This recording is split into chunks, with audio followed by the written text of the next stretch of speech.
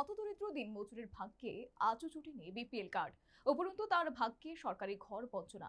মান্দায় বিধানসভা কেন্দ্রের খ্যাংরা পঞ্চায়েতের অধীন রামবাবু পাড়ার দিনমজুর উত্তম দেববর্মার ক্ষেত্রে এমন বঞ্চনা।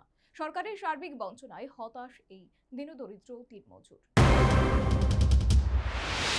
মান্দাই বিধানসভা কেন্দ্রের খ্যাংরা পঞ্চায়েতের অধীন রামবাবু পাড়া। এই পাড়ার বাসিন্দা উত্তম দেববর্মা পেশায় দিনমজুর। এক পুত্র সন্তান ও স্ত্রী সহ তিনজনের সংসার। প্রতিদিন কাজ জোটে না, তাই দারিদ্রতা নিত্য সঙ্গী।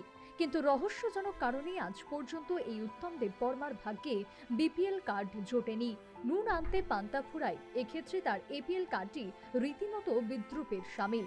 বঞ্চনার আরও পরিহাস, বর্তমান রাজ্য সরকার রাজ্যের লক্ষ লক্ষ মানুষকে প্রধানমন্ত্রী আবাস যোজনায় সরকারি পাকা ঘর প্রদান করেছে, কিন্তু এই হতদরিদ্র দিনমজুর উত্তম দেববর্মার ভাগ্যে সেই ঘরটুকুও জোটেনি। তার প্রতি এই সরকারি বঞ্চনার কথা করুণ কণ্ঠে তুলে ধরলেন এই হতদরিদ্র দিনমজুর উত্তম দেববর্মা। ঘরে পাইছে না, আর লেট্রিন পাইছে না, ঘরে পাইছে না।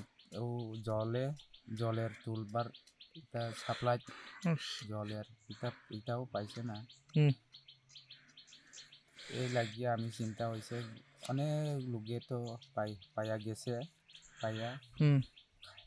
পাইছে কাজ কাজ মোটামুটি করে সেই কাজকে।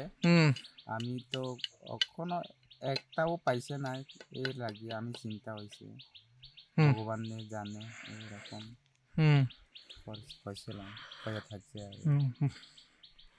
এটা অনেক পাইছে, অনেক লোক পাইছে।